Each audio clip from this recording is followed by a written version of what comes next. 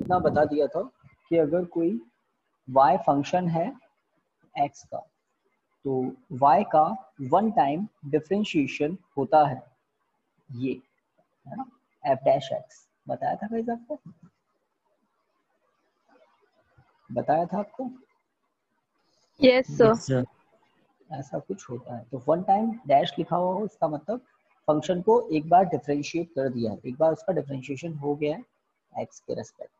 अगर हम इसी f डैश x को, है ना, क्या कर दे, इंटीग्रेट कर दें, तो कुछ सिंबल हैं जो आपके लिए नए हो सकते हैं। ये इंटीग्रेशन का सिंबल है, ये वो फंक्शन है जिसको आप इंटीग्रेट कर रहे हैं। किसी फंक्शन को डिफरेंशिएट करते हैं तो जो आंसर आता है वो भी एक फंक्शन ही होता है। जैसे आपको याद होगा कल हम बार बार इसको डिफरेंशिएट कर रहे थे, तो उसका डिफरेंशिएशन आया था 6x²। This is also a function. तो अगर हम इंटीग्रेट करते हैं तो हमें वापस वही फंक्शन मिल जाता है, वापस वही फंक्शन मिल जाता है। तो हम कहते हैं इंटीग्रेशन क्या है, डिफरेंशिएशन का रिवर्स प्रोसेस है।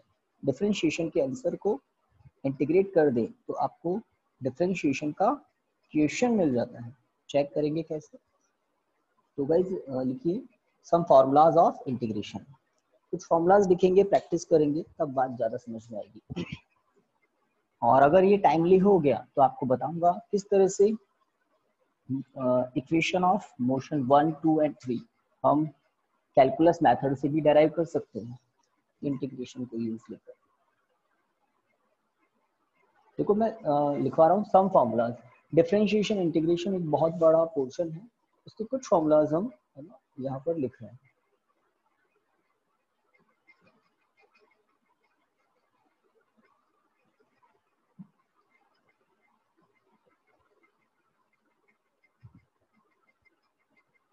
तो कुछ फॉर्मूलाज हैं इंटीग्रेशन के, इसमें फर्स्ट पहला कांस्टेंट है और उसके रेस्पेक्ट में इसकी प्रॉब्लम हो गया क्या माइक में, कौन है कौन, हाँ भाई ऑडियो वीडियो ठीक है सभी के, यस ऑडियो सर। वीडियो ठीक चल रहा है सभी के। सी फॉर कांस्टेंट, अगर कोई कांस्टेंट है और कांस्टेंट को आपको x के रेस्पेक्ट में इंटीग्रेट करना हो तो फॉर्मूला होता है C X. C constant as it is रहता है और dx समझ लो, dx वन का इंटीग्रेशन कर रहा है, तो वो क्या होता है, एक स्टेप बता देते हैं। सी आउट इंटीग्रेशन ऑफ वन, तो वन का इंटीग्रेशन क्या होता है, x होता है गाइस, वन का इंटीग्रेशन x होता है। फिर एक बात बाद में बताऊंगा,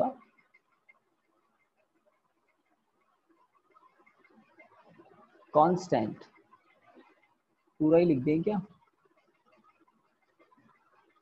एक इंटीग्रेशन कांस्टेंट साथ में ऐड होता है। तो पहले इंटीग्रेशन के बारे में थोड़ा सा सुन लें। dx इंटीग्रेशन का ऑपरेटर होता है, ये जो लाइन आपको दिख रही है कर्व, ये इंटीग्रेशन का सिंबल है। कांस्टेंट को x के रेस्पेक्ट में इंटीग्रेट करना हो तो ऐसा लिखते हैं, और आंसर आया आपके सामने c इंटू एक्स, ये c का इंटीग्रेशन है प्लस इंटीग्रेशन कांस्टेंट। अब इंटीग्रेशन कांस्टेंट के बारे में आपको बता देता हूँ। इंटीग्रेशन को दो कैटेगरी में डिवाइड करते हैं, एक होता है डिफाइनाइट, एक होता है इनडिफाइनाइट। एक होता है डिफाइनाइट, एक होता है इनडिफाइनाइट। तो डिफाइनाइट इंटीग्रेशन में कोई इंटीग्रेशन कांस्टेंट नहीं आता है, बट अगर इनडिफाइनाइट हो तो इंटीग्रेशन कांस्टेंट आता है। डिफाइनाइट इंटीग्रेशन क्या होते हैं, अगर आपको कह दिया किसी फंक्शन को इंटीग्रेट करना है और आपको लिमिट्स बता दी, आपको a से b तक ही इंटीग्रेट करना है, x की वैल्यू a से स्टार्ट करना है और x की वैल्यू b तक इंटीग्रेट करना है। इंटीग्रेशन में सम होता है, एडिशन होता है, तो आपको x की लिमिट्स बता दी, जो वेरिएबल है x उसकी लिमिट्स बता दी। तो अगर लिमिट्स बता दी तो इंटीग्रेशन हो जाता है फाइनाइट। क्या हुआ, हाँ ठीक है, डिफाइनाइट इंटीग्रेशन मतलब फाइनाइट इंटीग्रेशन, और डिफाइनाइट का उल्टा इनडिफाइनाइट। तो ये जो इंटीग्रेशन आपको दिख रहा है इसमें कोई लिमिट्स नहीं है, अगर लिमिट्स होती तो इंटीग्रेशन कांस्टेंट नहीं आता है। इंटीग्रेशन कांस्टेंट किस पर डिपेंड करता है? तो इंटीग्रेशन कांस्टेंट इनिशियल वैल्यू पर डिपेंड करता है, वेरिएबल की इनिशियल वैल्यू पर डिपेंड करता है। जो एक्स है वेरिएबल, इसकी कुछ इनिशियल वैल्यू पर डिपेंड करता है। तो ये बहुत आगे की डिटेल्ड बातें हैं। आपको कुछ फॉर्मूलाज ध्यान रखने हैं। जैसे यहाँ पर फर्स्ट फॉर्मूले में आपको एक ही बात ध्यान रखनी है कि अगर आपको कभी वन को इंटीग्रेट करना पड़ जाए तो जिस वेरिएबल के रेस्पेक्ट में इंटीग्रेट कर रहे हो वो खुद ही आ जाता है। तो यहाँ dx मतलब x का छोटा सा पार्ट होता है dx, तो dx के रेस्पेक्ट में अगर इंटीग्रेट कर रहे हो तो पूरा का पूरा x आ जाएगा। ये बात ध्यान रखनी है। अब दूसरा, अगर x की पावर n को इंटीग्रेट कर रहे हो, आपको क्या ध्यान था? x की पावर n का डिफरेंशिएशन आपको अच्छे से बता दिया था। फॉर्मूला आपने लर्न किया है n x to the power n minus 1, differentiation का फॉर्मूला है ये, इंपॉर्टेंट था, इंपॉर्टेंट। इंटीग्रेशन में भी x की पावर n का इंटीग्रेशन आपके लिए बहुत बहुत यूजफुल है, और उसका फॉर्मूला है x to the power n plus one upon divide में है n plus 1। This is the useful formula. तो इस पर IMP लगाएं, स्टार लगाएं, ये एक यूजफुल फॉर्मूला है इंटीग्रेशन का। तो इंटीग्रेशन में आप देखें पावर्स ऐड होती है, पावर्स बढ़ती है, और जो पावर है वो देखो उसी न्यूमेरिकल वैल्यू को डिवाइड किया है। फॉर्मूला है plus some constant plus some constant. ये कांस्टेंट क्या अप्लाई कर रहे हैं? रीजन है क्योंकि हमने किसी इंटीग्रेशन पर लिमिट अप्लाई नहीं की। अगर लिमिट अप्लाई कर दें, वो भी बताएंगे, तो कांस्टेंट नहीं आता है। ओके, आगे देखते हैं थर्ड नंबर पर। अगर आपको 1/x को इंटीग्रेट करना है तो उसका एक स्टैंडर्ड इंटीग्रेशन होता है log e base x plus some constant. ऐसा क्यों? थर्ड नंबर में 1/x दिख रहा है। अगर 1/x को मैं एल्जेब्रिक फंक्शन मानकर सेकंड नंबर के फॉर्मूला को यूज लूं तो मुझे इनफाइनाइट मिलता है, नॉट डिफाइंड मिलता है। कैसे? देखिए 1/x को ऐसा लिख सकते हैं, थोड़ा बता दें मुझे। 1/x को ऐसा लिख सकते हैं x टू द पावर -1। अब आपको लगेगा कि यार ये तो एल्जेब्रिक फंक्शन टाइप का हो गया, x to the power n जैसा फॉर्मूला है, बट आप लगा कर देखें सेकंड नंबर का फॉर्मूला, आपको मिलेगा x की पावर -1 प्लस 1 -1 प्लस 1 है ना। तो x की पावर 0 अपॉन 0, x की पावर 0 का मतलब होता है 1/0, 1/0 होता है इनफाइनाइट। Yes sir. तो one and only algebraic function जिसको आप सेकंड फॉर्मूले से कभी इंटीग्रेट नहीं कर सकते, one and only algebraic function जिसको आप सेकंड फॉर्मूले से कभी इंटीग्रेट नहीं कर सकते। तो इसके लिए बिल्कुल सेपरेट इंटीग्रेशन है, बिल्कुल सेपरेट। ओनली 1/x का इंटीग्रेशन होता है log e बेस x, इसको ln भी बोलते हैं, नेचुरल लॉग। और बेस e को 10 में कन्वर्ट करने के लिए एक फैक्टर होता है, केमिस्ट्री में यूज आता है, ये 2.303। खैर, तो सेकंड नंबर का फॉर्मूला ज्यादा काम आएगा। चलिए कुछ ट्रिग्नोमेट्रिक फंक्शन की बात कर लेते हैं। Integration of sin x dx, तो sin x का इंटीग्रेशन होता है माइनस cos x।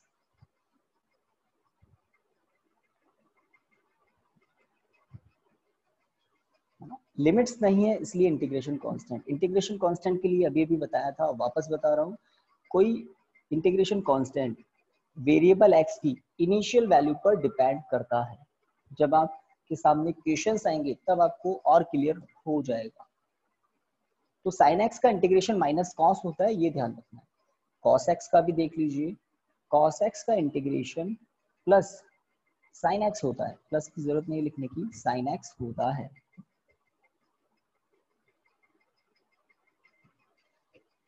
और देखिए गाइस, बताइए tan x का इंटीग्रेशन क्या होता है? sec x।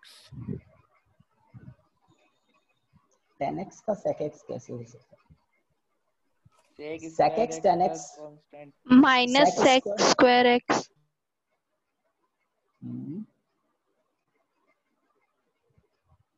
कल आपने 10x को डिफरेंशिएट किया था और वो था sec square x, sec x को किया था sec x tan x, तो tan x का डायरेक्ट इंटीग्रेशन नहीं होगा। अगर आप sec स्क्वायर x को इंटीग्रेट करेंगे तो tan x मिलेगा, sec x tan x को इंटीग्रेट करेंगे तो sec x मिलेगा। चलिए, तो बेसिक ही लिखना है आपको, आगे बढ़ना ही नहीं है, सोचना ही नहीं है इसको इंटीग्रेट करने की।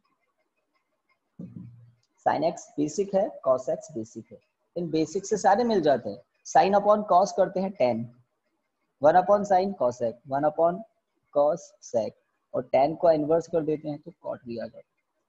तो फॉर्मूलाज होते हैं बट नहीं लिखने हैं, बिल्कुल यूज नहीं आएंगे। और यस, एक और है जो आपको यूज लेना है, e to the power x dx। आपको डिफरेंशिएशन के टाइम भी बताया था लास्ट, एक्सपोनेंशियल फंक्शन भी होते हैं। e कांस्टेंट होता है, कांस्टेंट की पावर वेरिएबल है गाइस, e की वैल्यू कांस्टेंट होती है 2.7 समथिंग, और इसकी पावर x वेरिएबल है, ठीक है। तो अगर किसी कांस्टेंट की पावर वेरिएबल है तो पूरा का पूरा फंक्शन हो जाता है वेरिएबल। जैसे मैं आपको कह दूं 2 की पावर x, तो this is the function of x, है ना। तो y fx होता है, आपको लिखने का मेथड बताया था, y x का फंक्शन है, y एक क्वांटिटी है, x एक क्वांटिटी है। अगर x की वैल्यू मैं कह दूं 1, तो गाइस y आपको पता लग गया ना कितना आएगा, सही लिखा क्या मैंने? x की वैल्यू अगर 1 पुट करेंगे तो y क्या मिलेगा? 2। बताइए x की वैल्यू अगर मैं 3 पुट करूं तो y क्या मिलेगा? 8। सही बात। बाकी लोग x की वैल्यू 3 पुट करने पर y की वैल्यू क्या मिलेगी? 8 मिलेगी। तो इस तरह से अगर कांस्टेंट की पावर वेरिएबल हो वो भी एक फंक्शन होता है, इसको एक्सपोनेंशियल फंक्शन कह रहे हैं क्योंकि e एक स्टैंडर्ड कांस्टेंट होता है। अभी आपके इतनी फिजिक्स आपने पढ़ी नहीं, इतनी साइंस पढ़ी नहीं कि एक्सपोनेंशियल फंक्शन आपको यूज लेना है। कभी एक्सपोनेंशियल फंक्शन से अभी तक आपने इंटरेक्शन नहीं किया है, बट होते हैं, आगे जरूर आप इनसे मिलेंगे। एक्सपोनेंशियल फंक्शन का इंटीग्रेशन वही होता है, डिफरेंशिएशन भी वही होता है, प्लस सम कांस्टेंट। कांस्टेंट हमें इनिशियल वैल्यू से मिलते हैं, इनिशियल लिमिट से मिलते हैं। ओके, तो हमने कुछ ट्रिग्नोमेट्रिक फंक्शन देख लिए, ओनली साइन कॉस एक एक्सपोनेंशियल फंक्शन है, बाकी अलजेब्रिक फंक्शन ऊपर, ठीक है। डन गाइस, ये 6 फॉर्मूलाज ही देखने हैं अभी आपको। Yes sir. इतने ही देखने हैं, ठीक है। अब आपको थोड़े से एप्लीकेशन से बात को शेक कर देते हैं दिमाग में, बिल्कुल फिट। आपको एक तो फेथ हो जाए किस पर, कि इंटीग्रेशन डिफरेंशिएशन का रेसिप्रोकल ही होता है, ये बात पक्की हो जाए, इतनी पक्की कि आप ना औरों को समझा दें कि हाँ इंटीग्रेशन जो है वो डिफरेंशिएशन का रेसिप्रोकल होता है। सबने ये नोट डाउन कर लिए 6 नंबर तक? Yes, sir. Yes, sir. सबने नोट डाउन कर लिए, ठीक है। आपको मैं एक दो और बता देता हूँ कि वो आपके 11th में नहीं 12th में यूज आएंगे। मैथमेटिक्स वालों को तो जरूरत नहीं पड़ेगी, 12th में वो पढ़ ही लेते हैं। बायोलॉजी वालों के लिए अभी भी देख लें। 7th नंबर पे एक फॉर्मूला लिख लें, साइन kx dx। k कोई कांस्टेंट है तो इसका इंटीग्रेशन होता है माइनस cos kx अपॉन k, सम कांस्टेंट। तो क्या समझे, साइन एक्स का इंटीग्रेशन आपको बता रखा है माइनस कॉस, बिल्कुल ठीक है। अगर वेरिएबल एक्स के साथ, ध्यान दें, वेरिएबल एक्स के साथ अगर कोई कांस्टेंट टर्म है तो कांस्टेंट कैसे आती है? डिवाइड में, ये डिवाइड में दिख रहा है। कभी आपको जरूरत पड़ जाए ना, जैसे साइन 2x को इंटीग्रेट करना है x के रेस्पेक्ट में, तो आपका आंसर क्या होगा? Minus cos 2x upon 2। समझ गए? कांस्टेंट कौन है? 2 कांस्टेंट है, x तो वेरिएबल है ना। कभी कभी इनकी जरूरत पड़ती है, कभी कभी इनकी भी जरूरत पड़ती है। अब आप कॉस का समझ जाएंगे, कॉस का आप समझ गए होंगे। अगर कॉस kx को इंटीग्रेट करना हो x के रेस्पेक्ट में, साइन आंसर के होगा एक्स माइनस, हाँ, साइन kx अपॉन k, क्योंकि कॉस का इंटीग्रेशन प्लस साइन होता है। बस रूल क्या है, वेरिएबल के साथ जो भी प्रोडक्ट में है इंटीग्रेशन के बाद वो डिनोमिनेटर में दिखाई दे रहा है, कांस्टेंट, ठीक है। चलिए अब कुछ क्वेश्चंस करते हैं। कल वाले फॉर्मूलाज भी आपको रिकॉल करने होंगे। जैसे आपसे कहें find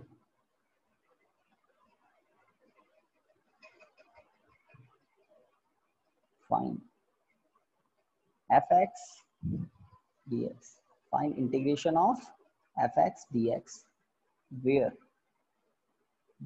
first fx equal to, है ना, तो आपको फंक्शन को इंटीग्रेट करना है x के रेस्पेक्ट में, और आपको फंक्शंस कुछ दिए हुए हैं लाइक जैसे 3x स्क्वायर, सबसे easy 3x square.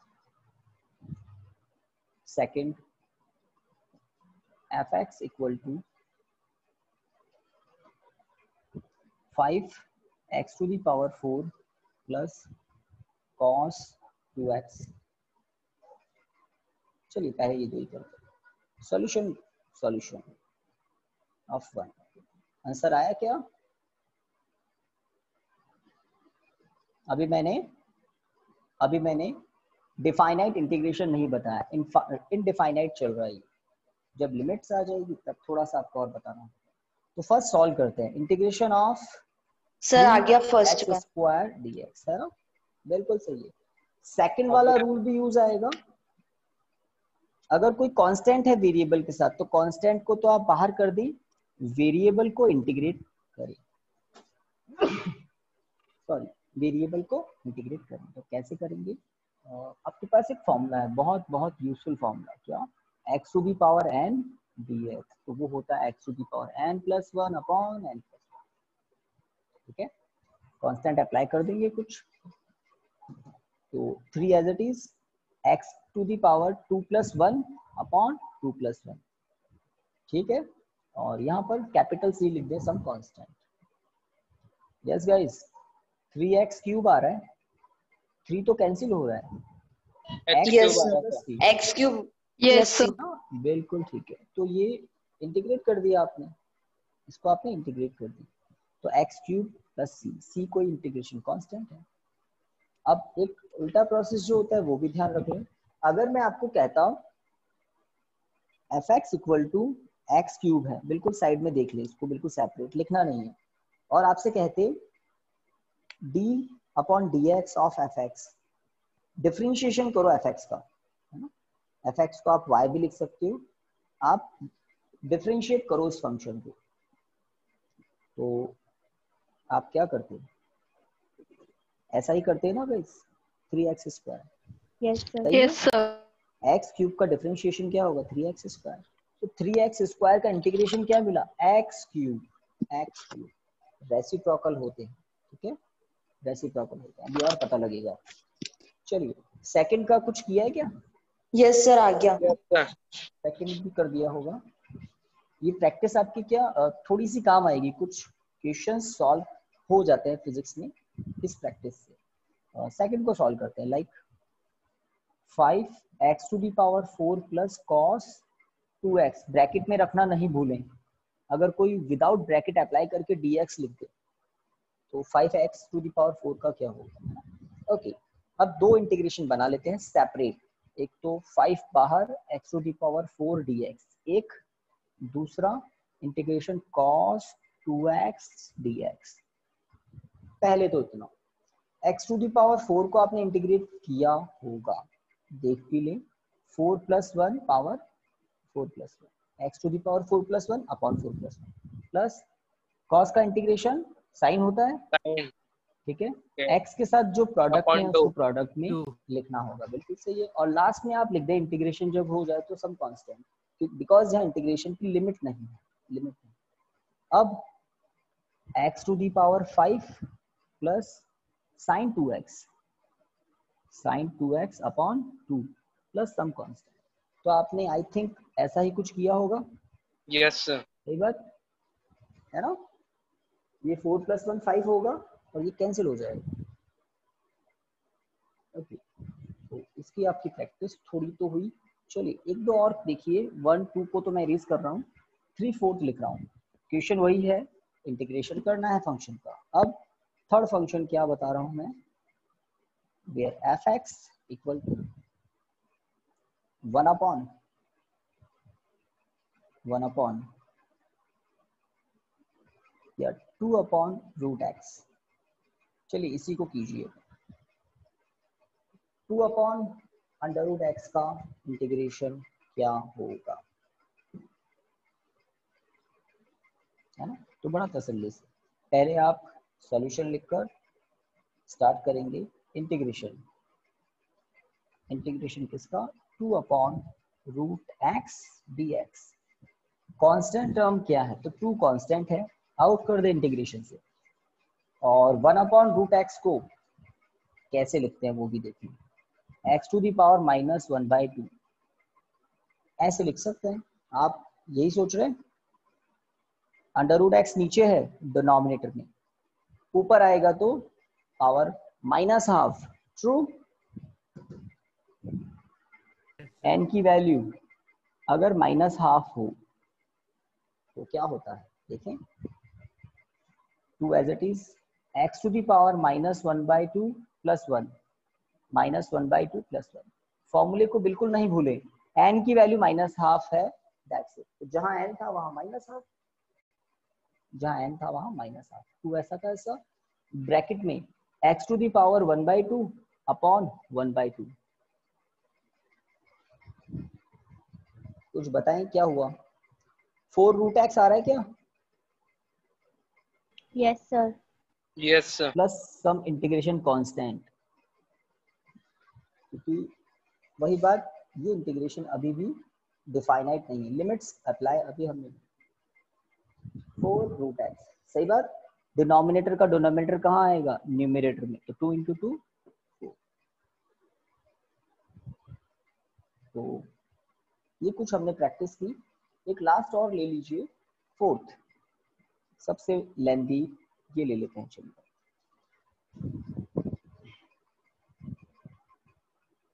Sign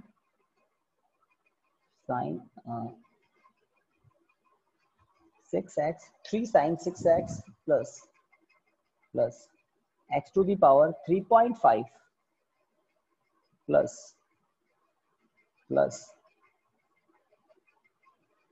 4/x। तो ये एक फंक्शन है जिसका इंटीग्रेशन आपको x के रेस्पेक्ट में करना है। ट्रिग्नोमेट्रिक फंक्शन भी है, अलजेब्रिक भी है। 1 अपॉन x आप सोचना क्या होता है। लास्ट प्रैक्टिस,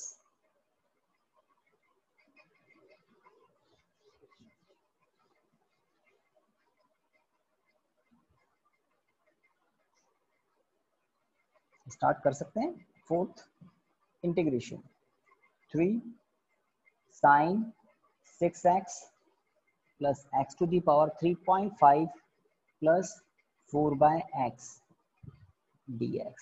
पहले तो फिट कर दिया हमने इसको इंटीग्रेशन के अंदर, है ना। ये जो fx है ना, इस fx के प्लेस पर पूरा का पूरा फंक्शन, fx के प्लेस पर पूरा का पूरा फंक्शन ये फिट कर दिया, ठीक है।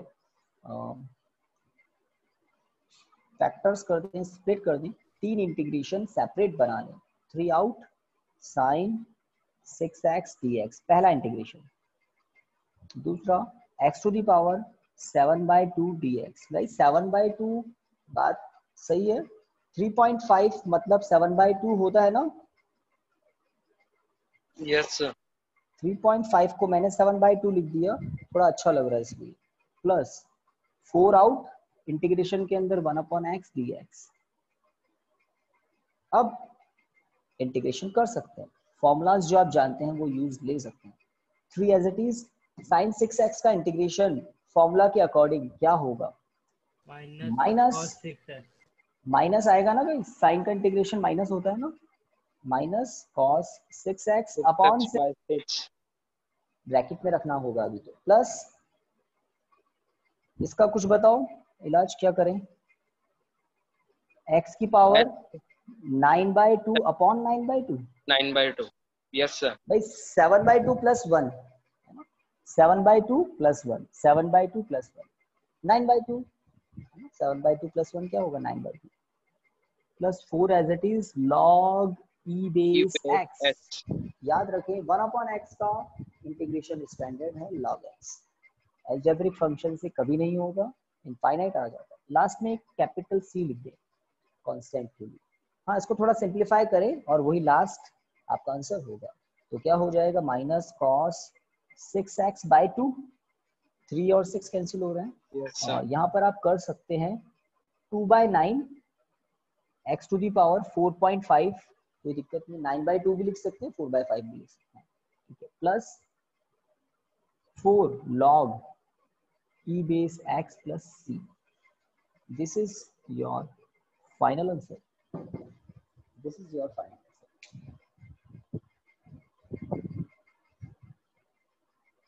ठीक है गाइस, कल आपको एक फॉर्मूला बताया था क्या, d/dx ऑफ log x। अगर नहीं है तो उसको भी ऐड कर लेना। log x का डिफरेंशिएशन नहीं होगा है ना, क्या था? बताया था सर। हाँ बताया था सर। ठीक है, तो log x का डिफरेंशिएशन 1/x होता है, तो इंटीग्रेशन में उल्टा है, 1/x का इंटीग्रेशन log x होता है। अगर आप इस आंसर को, जो लास्ट में आंसर लिखा हुआ है ना, इस आंसर को x के रेस्पेक्ट में डिफरेंशिएट कर दें तो आपको वापस क्वेश्चन मिल जाता है, वापस क्वेश्चन मिल जाता है। सर हाँ बोलिए। सर ये ना 1/x को सर ऐसे भी तो लिख सकते हैं x⁻⁻1 dx। यहाँ पर ना, यस सर। हाँ मैंने किया था ना, बट उससे आपको आंसर क्या मिला था, इनफाइनाइट। याद है अभी थोड़ी देर पहले हमने इसको 1/x को ऐसा लिखा था, डिफरेंशिएट किया था और इस रूल को यूज लेकर करा था, तो हमारा आंसर एक्सप्रेशन ऐसा आ गया था, x की पावर 0/0, और वो क्या होता है, इनफाइनाइट। तो इसका मतलब अगर इस 1/x को आप ऐसे करके करते हैं तो आप गलत जगह पहुंच जाते, करना ही नहीं है। 1/x का स्टैंडर्ड इंटीग्रेशन होता है log x, इसलिए गलत काम भी हमने करके दिखा दिया था कि करना ही नहीं है। चलिए, तो थोड़ी सी प्रैक्टिस इंटीग्रेशन की भी हमने कर ली। 12th में बच्चे एक एक महीने तक इंटीग्रेशन पढ़ते हैं, डिफरेंशिएशन तो अलग है, तो थोड़ी सी प्रैक्टिस कहूंगा मैं, हमने कर ली। आप लोगों को 11th में क्या ध्यान देना है, डेफिनेशन। डिफरेंशिएशन क्या होता है, rate of change of one variable with respect to another variable. और इंटीग्रेशन क्या है, रिवर्स प्रोसेस ऑफ डिफरेंशिएशन, है ना, रिवर्स प्रोसेस ऑफ डिफरेंशिएशन। ये 7 और 8 नंबर का जो फॉर्मूला है ना, मैं डिफरेंशिएशन में भी इसके फॉर्मूलाज बताना चाहता हूँ, आप ऐड कर लेना। डिफरेंशिएशन में भी कुछ होता है, क्या होता है वो देखिए। अगर आपके पास sin kx फंक्शन है और आपको इसको x के रेस्पेक्ट में डिफरेंशिएट करना है, तो आपका आंसर होता है k cos kx।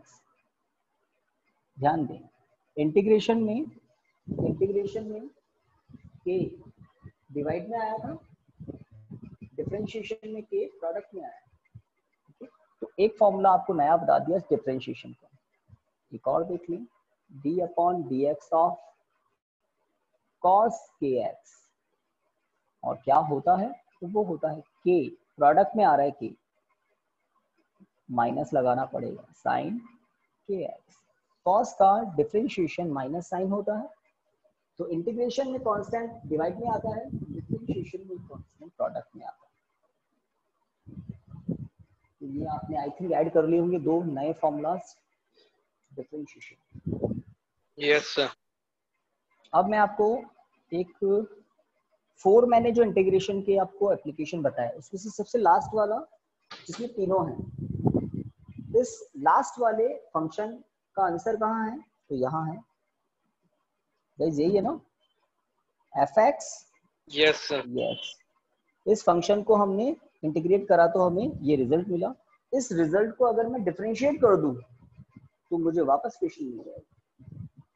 तो आप बिल्कुल आप समझ लो कि आपको क्वेश्चन ही मिल गया। क्या क्वेश्चन मिल गया, आपको कह दिया कि इस एक्सप्रेशन को डिफरेंशिएट करो x के रेस्पेक्ट में, बस इस c को छोड़ देना, c को नहीं करना है, फंक्शन को करना है। x जहां जहां है आपको इनको x के रेस्पेक्ट में डिफरेंशिएट करना है, ऐसा आपको क्वेश्चन दे दिया। तो आप क्या करेंगे, सॉल्यूशन करेंगे, स्टार्ट करेंगे। क्या कहेंगे, d/dx ऑफ ब्रैकेट में माइनस cos 6x/2 प्लस 9/2, ये 2/9 है, 2/9 x की value 4.5 plus log 4 log x, ये आपका क्वेश्चन है। ठीक है, इसको हम डिफरेंशिएट करना स्टार्ट करते हैं, देखते हैं क्वेश्चन आता है क्या। इसलिए मैं इस क्वेश्चन को इरेज नहीं कर रहा हूँ, ये आता है क्या। तो d/dx of this minus 1/2 constant था, बाहर दिया cos 6x, अभी डिफरेंशिएट करा नहीं है, बस लिख रहा हूँ।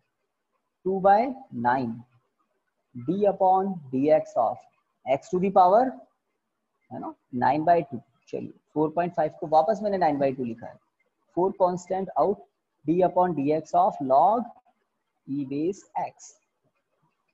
करते हैं अब डिफरेंशिएशन, देखते हैं आता है क्या। तो cos 6x, बताइए cos 6x का डिफरेंशिएशन क्या होगा। -½ तो ऐसा का ऐसा है, तो इसको देखें। cos 6x का डिफरेंशिएशन इस फॉर्मूला से क्या होगा, तो वो होगा -6 sin 6x। माइनस तो आएगा ही, और k की वैल्यू क्या है यहाँ पर 6 है।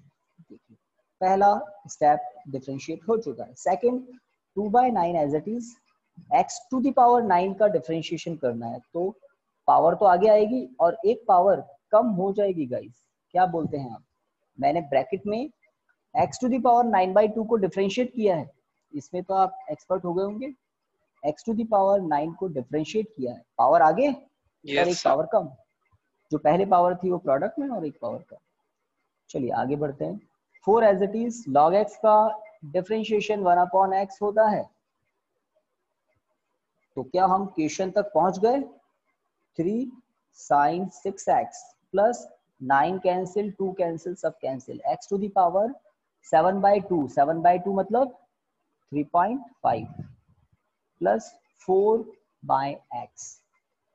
देखो मैच कर लीजिए इनकी शक्ल, यही था ना जिस फंक्शन को आपने इंटीग्रेट किया था और आप ये लेकर आए थे, इसको हमने डिफरेंशिएट किया, वापस वही फंक्शन आ गया। देखो यही है ना ये। Yes sir. तो मतलब होता है ना, और हम आप पैदा भी नहीं हुए थे तब से यही होता है। इंटीग्रेशन डिफरेंशिएशन का रिवर्स प्रोसेस है, और आपको कोई डिफरेंशिएशन इंटीग्रेशन मैंने नहीं पढ़ाया, मैंने जस्ट आपको फॉर्मूलाज इंट्रोड्यूस किए। फॉर्मूलाज कुछ होते हैं वो मैंने जस्ट दिखाए हैं आपको, और थोड़ी हमने प्रैक्टिस कर ली, आपने फॉर्मूलाज पर ट्रस्ट कर लिया और फिर हमने उनकी प्रैक्टिस कर ली। ठीक है, डेफिनेशन आप जरूर लर्न करें, इस बात कुछ समझे। रिवर्स प्रोसेस होता है, यस सर। है ना, रिवर्स प्रोसेस। अब थोड़ा आगे बढ़ते हैं।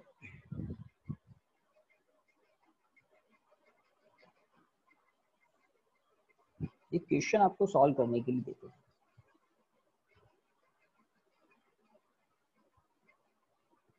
अरे आपने मुझे याद नहीं दिलाया, हमने एक्सरसाइज में 4.20 और एक और क्वेश्चन बाकी था ना।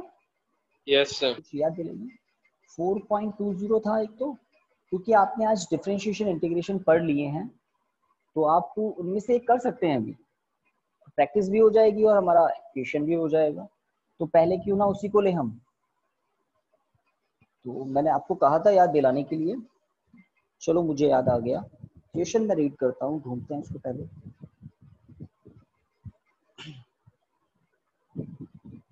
बड़ा टाइम हो गया, कहाँ है, यस। तो पोजीशन गिवन है कुछ 4.20 की बात कर लेते हैं पहले। आर इक्वल टू पोजीशन कुछ गिवन है 3t आई कैप, कुछ गड़बड़ हो तो बता देना, प्लस नहीं। सर आप म्यूट हो गए।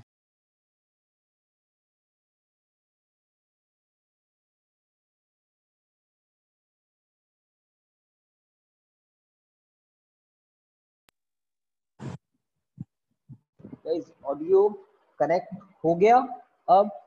Yes sir. Yes sir. चलिए नेक्स्ट 4 के कैप ब्रैकेट के बाहर होना चाहिए मीटर। ठीक है, तो एक पार्टिकल का पोजीशन वेक्टर गिवन है आपको, पोजीशन वेक्टर बोलते हैं उसको, वेक्टर लगाया नहीं है उन्होंने, बोल्ड लेटर में लिखा। अब पूछा क्या है, where t is in second, okay, find v a. Mute हो गए सर।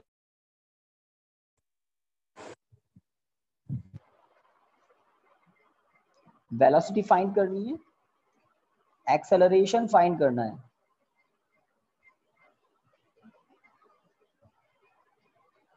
और कब फाइंड करना है, टाइम बताया है इन्होंने, at t equal to 2 second. Yes guys, start करें कुछ। Yes sir. At t equal to 2 second. हम कॉन्सेप्ट क्या जानते हैं, rate of change of displacement is called velocity. Yes sir. तो एक्चुअल में आपको गिवन क्या है, डिस्प्लेसमेंट का एक्सप्रेशन गिवन है, किसकी टर्म में, टाइम है ना। तो time is the variable, which type of variable is time, time is an independent variable. आप क्या सोचते हैं, टाइम किसी पर डिपेंड करता है क्या, नो नहीं। सर। टाइम क्या है, इंडिपेंडेंट वेरिएबल है, टाइम क्या है, इंडिपेंडेंट वेरिएबल। डिस्प्लेसमेंट डिपेंड करता है टाइम पर, तो डिस्प्लेसमेंट क्या है, डिपेंडेंट वेरिएबल। हम जानते हैं डिपेंडेंट वेरिएबल का इंडिपेंडेंट के रेस्पेक्ट में डिफरेंशिएशन पॉसिबल है, यही तो सीखा है कल हमने। तो वेलोसिटी क्या होती है, rate of change of displacement with respect to time. Program start करते हैं, तो पहले वेलोसिटी पता करते हैं, और टाइम कौन सा है, 2 सेकेंड, लास्ट में पुट कर देंगे, पहले स्टार्ट करते हैं। As we know v is equals to dr by dt, rate of change of displacement. r vector हमारा डिस्प्लेसमेंट वेक्टर है, चलिए d अपॉन dt। हमने डिस्प्लेसमेंट के बहुत सारे क्वेश्चन सॉल्व किए थे, और ये जो है ये उनमें से काफी इजी मानेंगे। चलिए वैल्यू पुट करते हैं, 3t i cap minus 2t square j cap plus 4k cap. In i cap, j cap, k cap को जानते हैं क्या आप, क्या बोलते हैं इनको, i cap, component. j cap, k cap. i cap, j cap, k cap standard unit vectors हैं, standard unit vectors. i cap understood है, आप दुनिया में कहीं भी चले जाएं, किसी भी कंट्री में चले जाएं, i कैप स्टैंडर्ड है, x एक्सिस की डायरेक्शन में यूनिट वेक्टर। इसी तरह से j कैप y एक्सिस के along unit vector, k cap z axis के अलोंग यूनिट वेक्टर्स हैं। चलिए तो 3 टाइम डिफरेंशिएशन करना है गाइस, यस 1 सर। 2 3, स्टार्ट करते हैं program. 3 out d upon dt of t i cap as it is, ठीक है। फर्स्ट डिफरेंशिएशन मैंने लिखा है अभी, minus 2 out d upon dt of dt है ऑफ t स्क्वायर, बाहर लिख दें j cap as it is, plus 4 out, इसका क्या करें, d अपॉन जीरो हो ऑफ जाएगा। 4 k कैप, भाई इसी को आउट कर देंगे तो गड़बड़ हो जाएगा, है ना। 4 एक कांस्टेंट है, कांस्टेंट का डिफरेंशिएशन हम 0 कर देंगे। चलिए डिफरेंशिएशन स्टार्ट करते हैं। 3 t का t के रेस्पेक्ट में डिफरेंशिएशन क्या होता है, 1 होता है, i cap as it is. याद आया कुछ, x को Yes, x के sir. रेस्पेक्ट में अगर डिफरेंशिएट करें तो आंसर क्या आता है, 1 आता है, dx upon dx dt upon dt। Minus 2 t square को डिफरेंशिएट करें तो ब्रैकेट में मैं लिख रहा हूँ 2t, सही बात, yes sir. Yes sir. t square का डिफरेंशिएशन। किसी को भी कहीं कंफ्यूजन हो तो हाथों हाथ बोलना। j कैप तो as it is, 4 is a constant, constant का डिफरेंशिएशन 0 होता है, 0 इंटू k कैप अगेन 0। तो ये कुछ एक्सप्रेशन आया, इसको थोड़ा और सिंप्लीफाई करें तो 3 i cap minus 4 t j cap meter पर सेकेंड वेलोसिटी। देखिएगा ये आंसर नहीं है, ये वेलोसिटी का फॉर्मूला है। आंसर कब मिलेगा, जब आप क्वेश्चन को फॉलो करेंगे, जब आप t के प्लेस पर 2 पुट कर देंगे, तो ये जो फॉर्मूला आपको वेलोसिटी का मिला है ये फॉर्मूला है। डिफरेंट डिफरेंट टी की वैल्यू पर आपको डिफरेंट डिफरेंट वेलोसिटी देता है ये फॉर्मूला। क्वेश्चन कह रहा है आप t इक्वल टू 2 सेकेंड पर ही वेलोसिटी बताओ, ठीक है। At t equal to 2 second, v t equal to 2, पता लगाएं। v ब्रैकेट v नीचे मैंने लिख दिया t इक्वल टू 2, क्या होगा 3i cap minus 8 j cap, बात खत्म। 2 इंटू 4 8, ये है वेलोसिटी। हाँ, अगर आपसे पूछते वेलोसिटी का मैग्नीट्यूड भी बताओ, मैग्नीट्यूड भी बताओ, तो मैग्नीट्यूड क्या होता? मैग्नीट्यूड कुछ इस तरह से होता, t इक्वल टू 0, ये मॉड अप्लाई कर देते तो आपको मैग्नीट्यूड कुछ इस तरह से मिलता 9 प्लस 64। कुछ बात समझ में आई? 3 का स्क्वायर 9 माइनस 8 का स्क्वायर 64। 2D वेक्टर का मैग्नीट्यूड, 2 डायमेंशनल वेक्टर का मैग्नीट्यूड बताया था ना आपको, अंडर रूट में ax square plus ay square. तो x का कोफिशिएंट, x डायरेक्शन का कंपोनेंट, i कैप का कोफिशिएंट, j कैप का कोफिशिएंट, माइनस 8 का स्क्वायर भी प्लस 64 ही होगा। तो अंडर रूट 73 मीटर पर सेकेंड, अंडर रूट सॉल्व नहीं करना है ना। यस गाइस, एक्सेलरेशन अब आप बता दो। 4.20 में वेलोसिटी तो हमने पता कर ली, एक्सेलरेशन क्या होगा? तो आप 9th क्लास से जानते हैं 4j cap. Rate of change of velocity क्या होता है? एक्सेलरेशन होता है। Rate of change of velocity क्या होता है? एक्सेलरेशन होता है। 9th क्लास से जानते हैं। 11th में आपने क्या पढ़ा? आपने पढ़ा कि इसी को क्या कहते हैं? वेलोसिटी का टाइम के रेस्पेक्ट में डिफरेंशिएशन कहते हैं। Rate of change of velocity with respect to time, differentiation की डेफिनेशन ही यही है। अब d upon dt of, I think अभी किसी ने आंसर भी बोला था। तो वेलोसिटी का जो फॉर्मूला हम ला चुके हैं उसको वहां पुट करना पड़ेगा अगेन डिफरेंशिएट करने के लिए।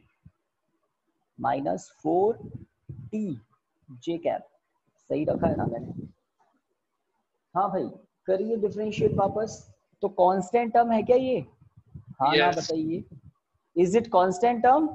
Yes sir. टाइम टाइम जो है वो प्रेजेंट ही नहीं है, इसका मतलब ये कांस्टेंट टर्म है। कांस्टेंट टर्म का डिफरेंशिएशन 0 कर रहा हूँ, माइनस 4, t का डिफरेंशिएशन 1, t की पावर कितनी है 1, तो t का डिफरेंशिएशन 1 होगा और j cap as it is, j cap as it is. तो एक्सेलरेशन भी मिल गया हमें, एक्सेलरेशन भी मिल गया माइनस 4 j कैप, और यूनिट आप सब जानते हैं मीटर पर second square. Minus 4 j cap, इसका मतलब ये एक्सेलरेशन नेगेटिव है, नेगेटिव y डायरेक्शन में है।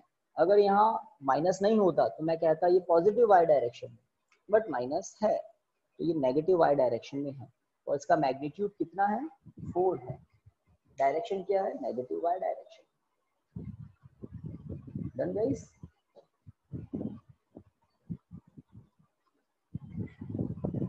बताएं बताएं बताएं। Yes sir. तो आप में से कुछ बच्चे आज हमारे कोचिंग पर ऑफलाइन क्लासेस में भी आए थे, और इसीलिए बता रहा हूँ सभी को, ऑफलाइन क्लासेस भी हमने स्टार्ट कर दी है, उसमें काफ़ी बच्चों ने ज्वाइन किया है। तो जिनका थर्ड चैप्टर थोड़ा बहुत छूटा हुआ हो ना, motion in a straight line, वो हमने वहाँ स्टार्ट किया।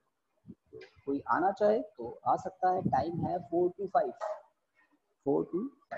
या आपके कोई फ्रेंड्स नए ज्वाइन करना चाहते हैं बिल्कुल फ्रेश, तो 4 to 5 फिजिक्स का टाइम है। इससे पहले 2 to 3 बायो है, 3 to 4 केमिस्ट्री चलता है, और 4 to 5 फिजिक्स। ऑफलाइन के टाइम बता रहा हूँ ये।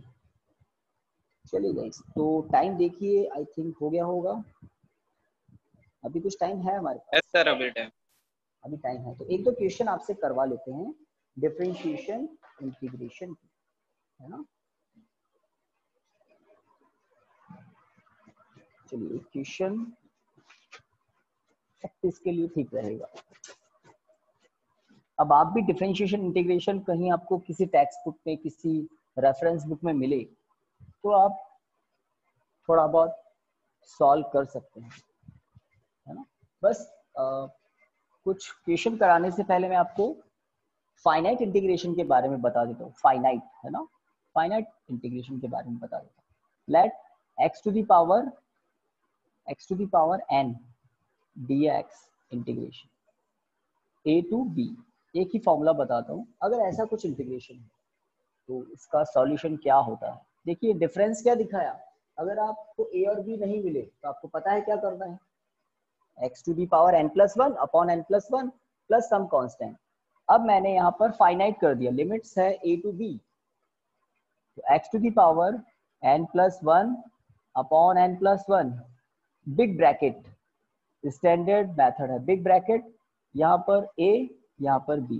इनिशियल लिमिट कहते हैं a को, फाइनल लिमिट कहते हैं b को। जो नीचे है वो इनिशियल लिमिट है x की, जो ऊपर है वो फाइनल लिमिट है x वेरिएबल की, कोई कांस्टेंट नहीं है। नेक्स्ट स्टेप स्मॉल ब्रैकेट मतलब स्मॉल ब्रैकेट, कोई दूसरा ब्रैकेट नहीं, x के प्लेस पर b, अपर लिमिट जो वैल्यू दिख रही है b, power as it is n+1 upon n+1, then according to rule minus lower limit b, lower limit क्या है a है, तो जो वेरिएबल है x, अब उसके प्लेस पर a n+1 upon n+1।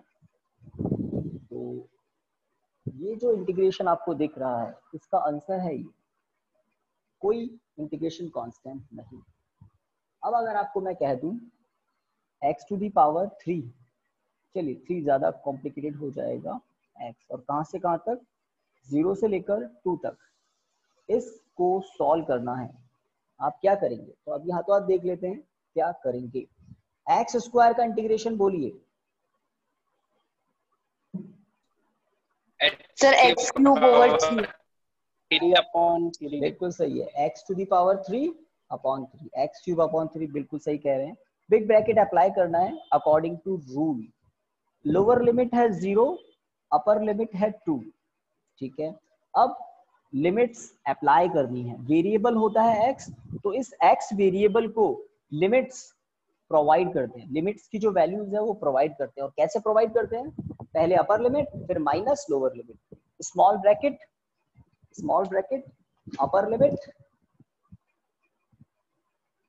Upper limit, देखो अपर लिमिट, तो जहां x था वहां 2 दिख रहा है, upper limit minus lower limit, yes sir. तो जहां x है वहां अब क्या दिख रहा है, 0 दिख रहा है।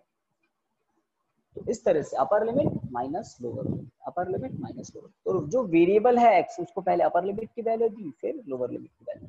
अब इसको आप सॉल्व कर ले तो आपको आंसर क्या मिलेगा, 8/3। तो ये जो क्वेश्चन है ये इसका आंसर है, किसी भी कंट्री में चले जाएं इसका यही आंसर है। ये क्यों बोल रहा हूँ, ये स्टैंडर्ड सिंबल्स होते हैं, ये सब कुछ स्टैंडर्ड सिंबल्स होते हैं। तो ये है फाइनाइट इंटीग्रेशन। फाइनाइट इंटीग्रेशन में अगर लिमिट दिख रही है तो इंटीग्रेशन कांस्टेंट नहीं आता है, ओनली डिफाइनाइट इंटीग्रेशन में इंटीग्रेशन कांस्टेंट अप्लाई किया जाता है अकॉर्डिंग टू रूल। चलिए अब एक क्वेश्चन आप सॉल्व करके बताएं, ये नोट डाउन कर लिया ना, ये बहुत यूजफुल फॉर्मूला है ऊपर, यस सर। ये आपको अच्छे से नोट डाउन करना है, बहुत बहुत यूजफुल फॉर्मूला है। डिफाइनाइट इंटीग्रेशन यूज आएगा आपके,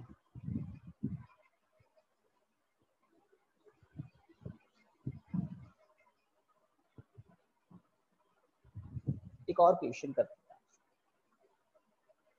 find integration bracket 3x² plus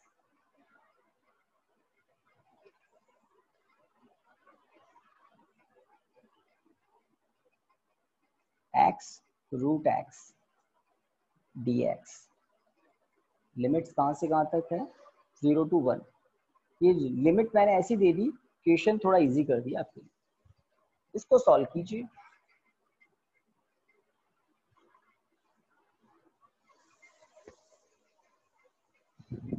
तो बड़ा जल्दी आप अच्छे काम करने लगते हैं। 3x² x√x ब्रैकेट में है ना, और ब्रैकेट के बाहर dx, लिमिट्स है 0 to 1।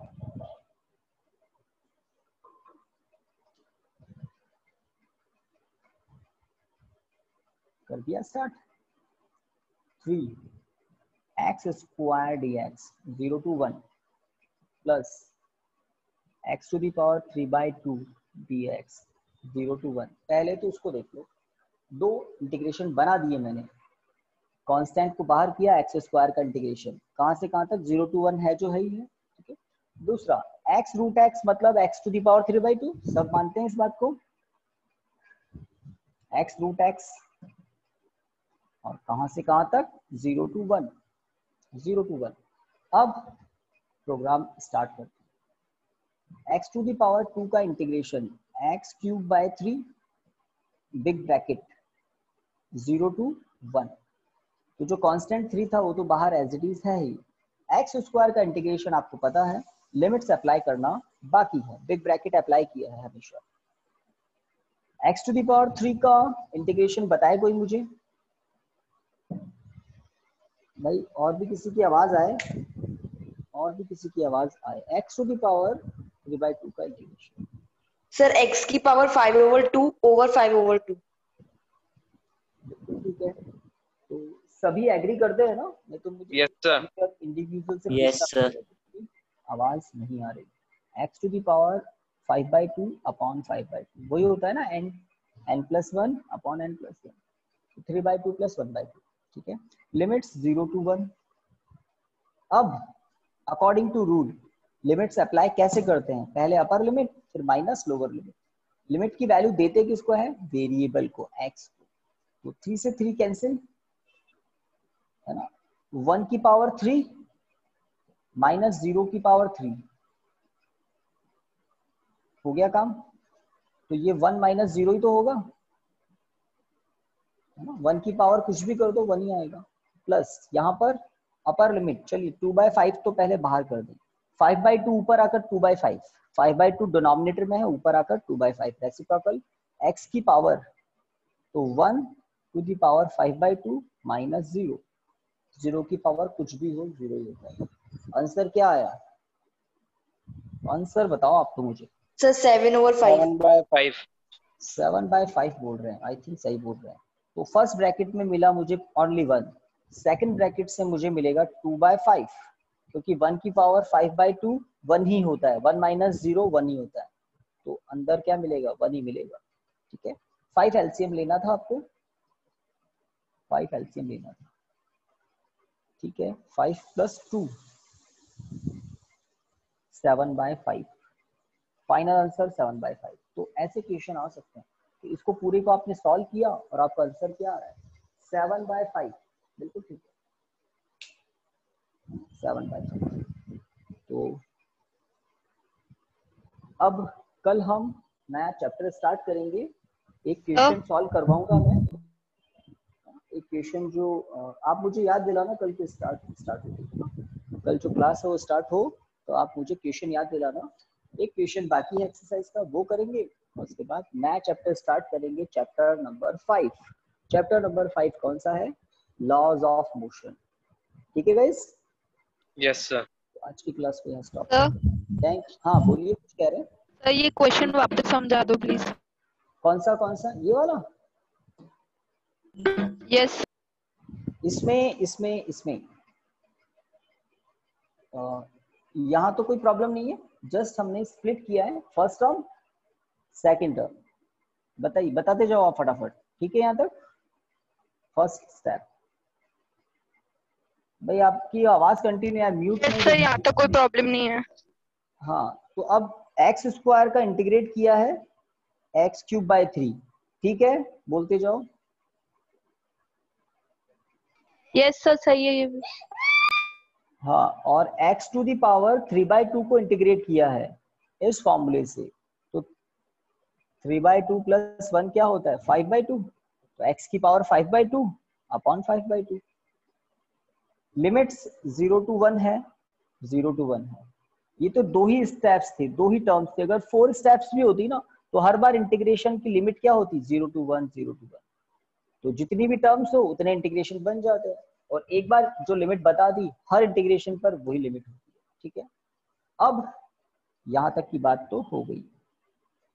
3 से 3 कैंसिल, x की पावर 3 है लिमिट्स अप्लाई करोगे तो x को आप 1 दे दो, x के प्लेस पर 1 रखोगे, 1 की पावर 3 क्या होता है? 1 की पावर 3 क्या होता है? 1। 0 की पावर 3 क्या होता है? 0 0, है ना? तो एक स्टेप हमने मन नहीं कर दिया। और इधर देखिए, ये 5/2 था, ये 2 ऊपर आ गया, 2/5 हो गया, ये इंटीग्रेशन कर दिया था। x की पावर 5/3 है, ठीक है, 1 की पावर 5/3 क्या होगा? 1। 0 की पावर 5/3 क्या होगा? 0। तो 1 की पावर 5/2 है यहाँ पर।